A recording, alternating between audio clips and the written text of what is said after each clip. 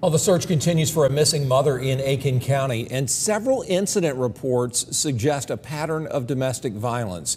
30-year-old Jamilla Smith disappeared after a disturbing 911 call reporting her ex-boyfriend Daniel Harmon's presence. He was later arrested for kidnapping and domestic violence, but the search for Smith continues. She would call me upset.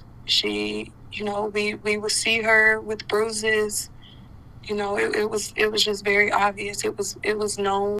Harmon, dressed in red, both hands and feet in shackles, couldn't sit still as Smith's father spoke. It's hard every day.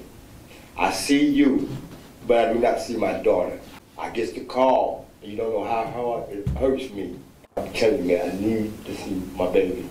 That's all I'm asking for, man.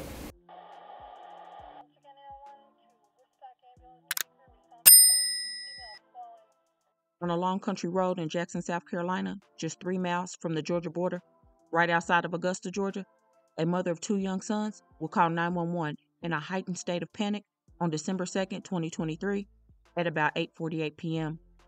30-year-old Jamilla Smith will state to the 911 dispatcher that her ex-boyfriend came to the residence and she was trying to get away from him, running down the road from her home on 425 Old Jackson Highway. The dispatcher noted that the caller began to scream, and the dispatcher heard a male voice telling her to get into the vehicle. Then the dispatcher could hear a car horn blowing over and over, and then the phone went silent and the call ended.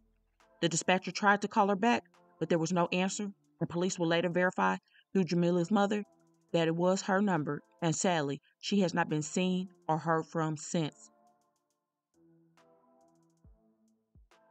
Earlier in the day, on December 2nd, Jamilla's mother, Tina, would say she spoke with her daughter via FaceTime around 3 p.m. when Jamilla called her mother and said Daniel threw her phone out the window on the I-20 after a verbal argument. Allegedly, Jamilla and Daniel were car shopping after her car was stolen, and they traveled up to Columbia, South Carolina to shop for a new car. Tina said that she would help her daughter find the phone using the Find My iPhone app. Tina also stated that after Jamilla recovered her phone, she and Daniel would head back to the home on Old Jackson Highway, and added that she knew Jamilla was driving as they were on FaceTime. Allegedly, Daniel had taken a bunch of unknown pills and was asleep by this time on the passenger side, according to the police report. Tina said that she last spoke with Jamilla when she arrived back home around 6:30 p.m. on December 2nd. It was also reported by Tina that the couple were in a dark-colored Dodge Challenger that was rented, and Daniel had a history of mental issues. He also had conflicts with Harmon himself and had been physically harmful to Jamilla and had made other sinister threats to take Jamilla and himself out. All of this info will be reported December 3rd by Tina after asking police to conduct a welfare check because Jamilla did not pick up her son from a family member's home. Now going back to just the night before, after Jamilla made the 911 call, a deputy would go to the home of Jamilla, and once there, Jamilla nor Daniel were nowhere to be found. The deputy then spoke with neighbors that were outside, and they would say they did not see or hear anything, and they didn't hear any fighting or yelling that night, but said that someone left the home about 10 minutes prior to the deputy's arrival. The deputy then checked around the home and saw nothing suspicious, according to the police report, and would travel up and down Old Jackson Highway, but would find nothing. The deputy will return to the home again a few hours later, now December 3rd. It was around 12:30 for a patrol check and did not see any vehicles, didn't see the victim or any changes at the home, per the police incident report. Now going forward, on the day of December 3rd, this is when Tina requested the welfare check after one of Jamilla's sons was not picked up in Augusta, Georgia from that family member's home. At this time, Tina was not aware of the 911 call after Jamilla and Daniel returned home last night from Columbia, South Carolina. The deputy and a partner will return to the home, and this time it was noticed that one of the windows was damaged and sitting on the ground in front of the home, and the window was open. It was also noted that there was a footprint on the front door, and there was a set of keys on the ground. And when deputies told Tina this information, she did verify the keys belonged to her daughter Jamilla.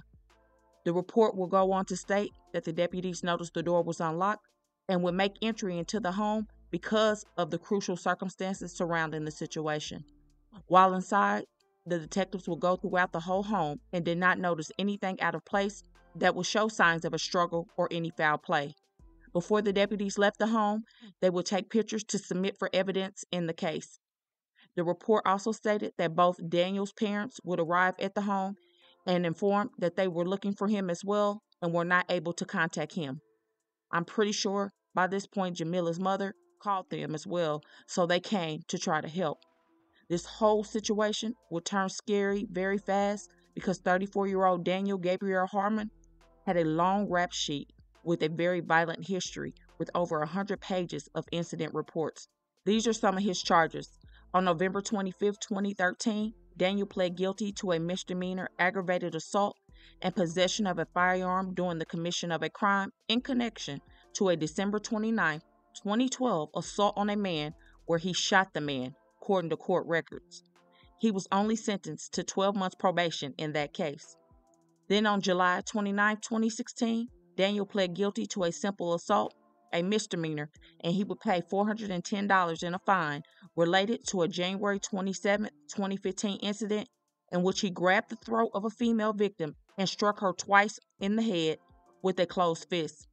On that same day, Daniel pled guilty to the same charge in connection to an August 24, 2015 incident in which he pushed a female victim in the forehead. Court records show Daniel was convicted of a misdemeanor crime of domestic violence. Then, on July 5, 2016, Daniel was sentenced to enroll in a drug counseling program within 10 days of his release, submit to random drug screenings, enroll in a risk reduction program within 120 days, and enroll in a family violence intervention program within 30 days of his release. He was also ordered to have no contact with the victim and was barred from possessing or owning a firearm or ammunition for both incidents. Also, Daniel was charged with assault and battery related to a May 2019 incident in North Augusta when the police were trying to conduct a traffic stop and he struck a police officer. During the stop, police observed a smell of marijuana coming from the vehicle, and while police were trying to detain Daniel, he swung his arms and struck an officer in the right cheek with his elbow, the report would state. Daniel then got into his car and drove west towards Old Edgefield Highway, then Martintown Road. As he continued on Martintown Road, he would turn south on US 1 and turned off his lights on his vehicle as he was driving, the report would state. The pursuit continued onto the Broad Street exit. Eventually, Daniel was charged with failure to stop for the blue light, third-degree assault and battery, driving left of a center, and no headlights while driving. All of this according to the North Augusta Department of Public Safety incident reports. Initially, both Daniel and Jamilla will be reported missing, but after some investigating by law enforcement, a warrant will be issued for Daniel involving a November 2023 incident. According to that police report, Jamilla called 911 after an argument turned physical, and Daniel allegedly choked her so badly she almost passed out. This was just one of many domestic situations that took place between the two. The warrant was for second-degree domestic violence for the November incident, plus Daniel was now being charged with a kidnapping and Jamilla's disappearance for the December 2nd incident. From what I gathered, Jamilla and Daniel have been together 5 years or more, and according to Jamilla's mother, the family was not privy to the abuse until the end of 2022. Over the last year, Jamilla has been terrified of Daniel and wanted him out of her life, but it's not always that easy when someone is the way Daniel allegedly is. To make it harder, Jamilla and Daniel share a child together. She has 2 sons, and the youngest child's father is Daniel. Sadly, the kids allegedly have witnessed abuse in the past, and now their mother is missing. As authorities try to locate Daniel, a tip would lead them to a home in North Augusta, Georgia, on December 5th. When authorities arrived at their home to serve the warrant and pick Daniel up, he did not want to give up easily, and there was an hour-long standoff. Eventually, he did come out without incident or accident. He was under the influence of some sort of drugs and would be first treated at a local hospital before taken to the Atkins County Detention Center. He is being held with no bond. His next court appearance is February 23, 2024. Good thing he is behind bars, but the most important thing is finding 30-year-old Jamilla Smith. She is very loved and she loves her family very much, especially her 2 boys. Jamilla is described as a black female who is around 5'3" and weighs 107 pounds and has black hair and brown eyes. Her family is offering a $5,000 reward for information about Jamilla Smith's case. If anyone has information regarding her whereabouts, be sure to contact the Atkins County Sheriff's Office. The distress Jamila's mother and father are feeling is overwhelming, and they have enlisted the help of an investigator who held a press conference on December 12th, which I will link at the end. This is another tragic case, and I feel that the system always lets the ones who really need help slip through the cracks, leading to these tragic outcomes. Jamilla called the police, she filed police reports, she pressed charges, and most likely was very scared that something bad could happen. It is a vicious cycle and not to be taken lightly. You have to put yourself first, and if you have kids, they need to be put first because generally domestic situations don't get better. You have to get out, especially when there is physical violence and threats on your life. This is not love. Love does not hurt others. Believe me, it may hurt in the moment, but you will get over it and be grateful that you left that horrible situation. You may not want the child to be away from their father, but in the end, it is hurting the kid or kids more if they see and hear violence or if they forever lose their mother or any parent. I truly hope that this story will have a different outcome, but it definitely seems that something more sinister may have happened. My thoughts and prayers are with the family as they continue to search for the beautiful Jamilla. Let me know what you think about this case, and do you believe that Jamilla may still be alive? Let me know. And please don't forget to comment your prayers for this family as they navigate this difficult time in their search for Jamilla. And also don't forget to hit that like button and share to make your people aware. And as always, remember, stay woke. Things change quickly. That's CHANDRA Cleveland, CLEVELAND.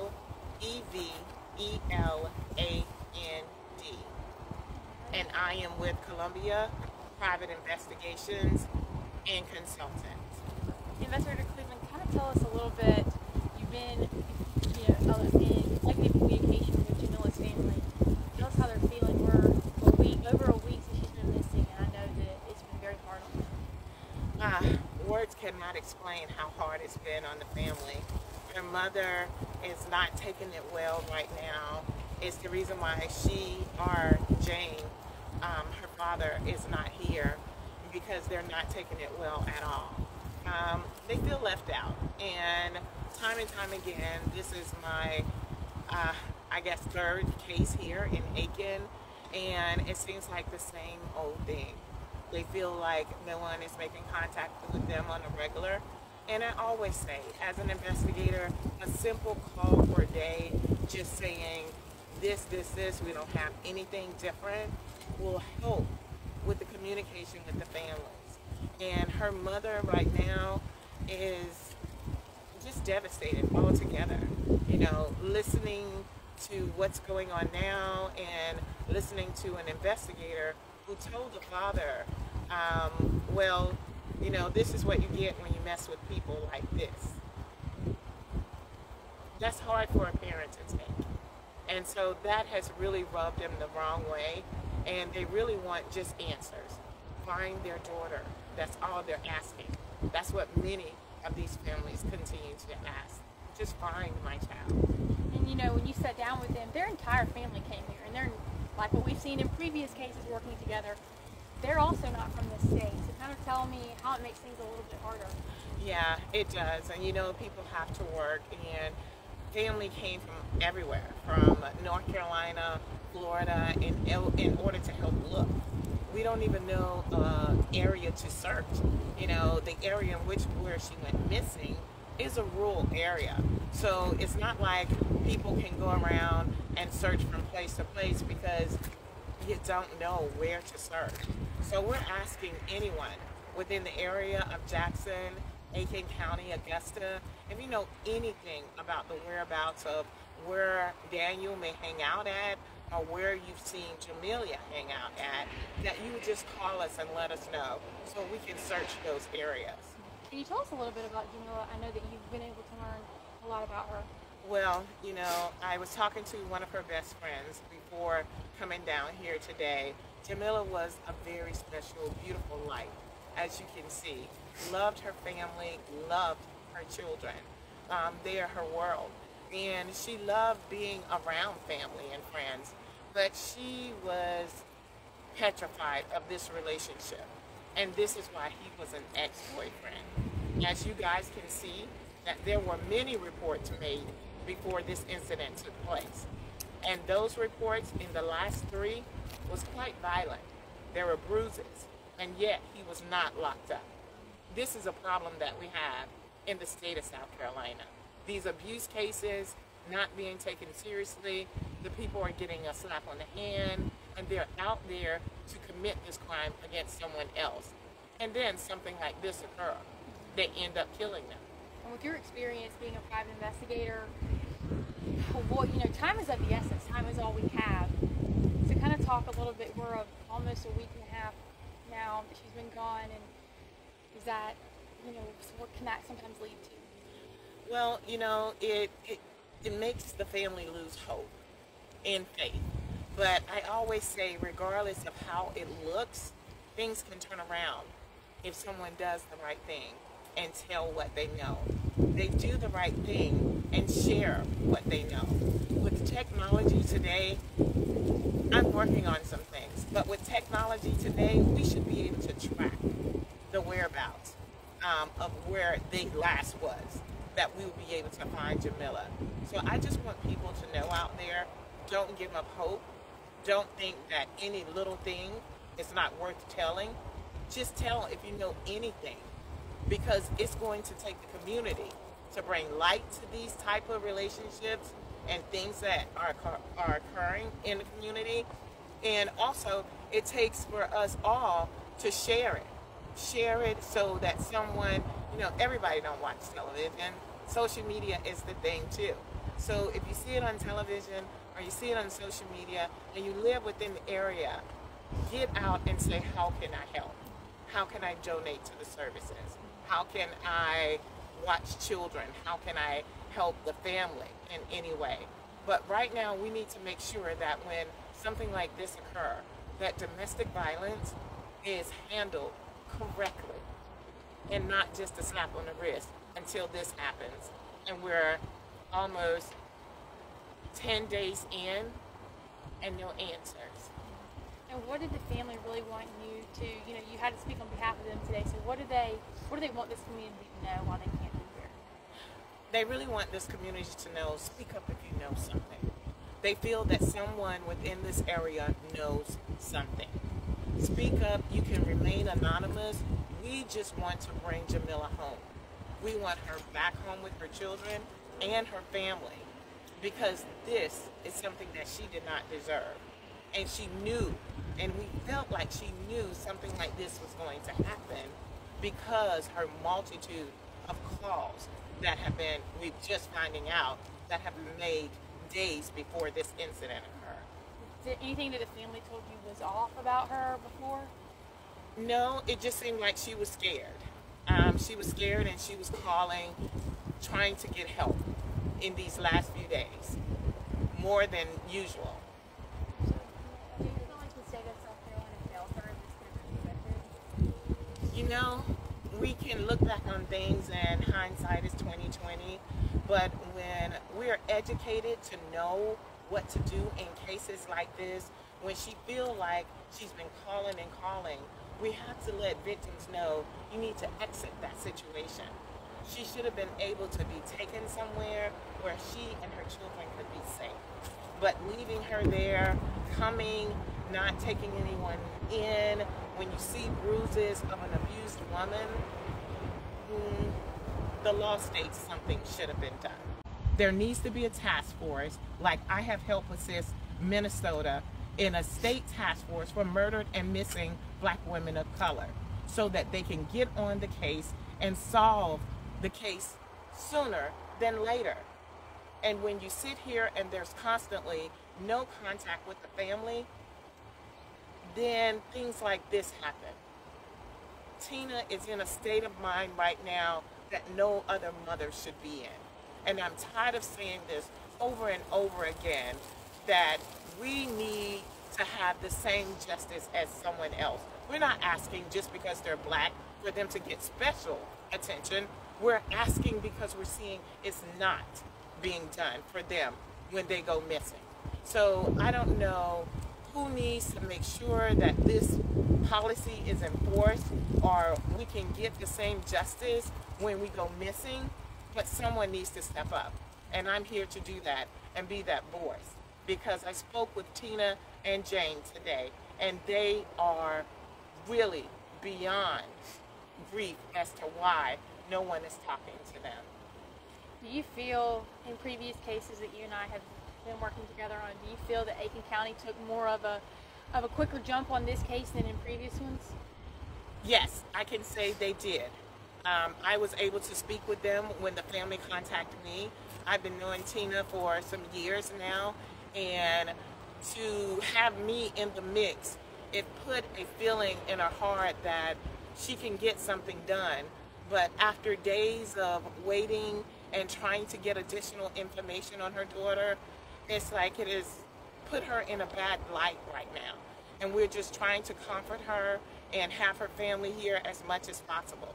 We're just saying to anyone within the area, if you know something, say something. We can get there. If you are scared or afraid, you can remain anonymous. We will not tell where the information comes from. We're offering a $5,000 reward for any information that could lead to the whereabouts of Jamilla. This is Tina and Jane situation now, but it can be any family situation in the future. So if you take it upon yourself as the public to go out and be a part, ask how you can be involved, and get involved by sharing, talking, saying Jamilla's name, saying Crystal's name, saying Deidre's name. I have 5 cases of black women who are missing and no body. We have children that are left behind and a part of a club they didn't ask to be a part of. My dad killed my mom. We need to stop it. We need to react sooner, and we need all hands on deck when it occurs.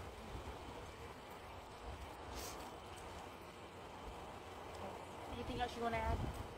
Well, if you know anything, please call us. We have everything posted, the numbers for Aiken County, the number for myself. I know that there are a lot of people who've been calling me already saying that they didn't think that they could get the attention they needed by calling their local police department. Call me. I work with them. I share all information. I will get the information investigated. And you have been receiving a lot of tips. Yes, I have been receiving a lot of tips and following up on those phone calls that have been coming in to me anonymously. Thank you.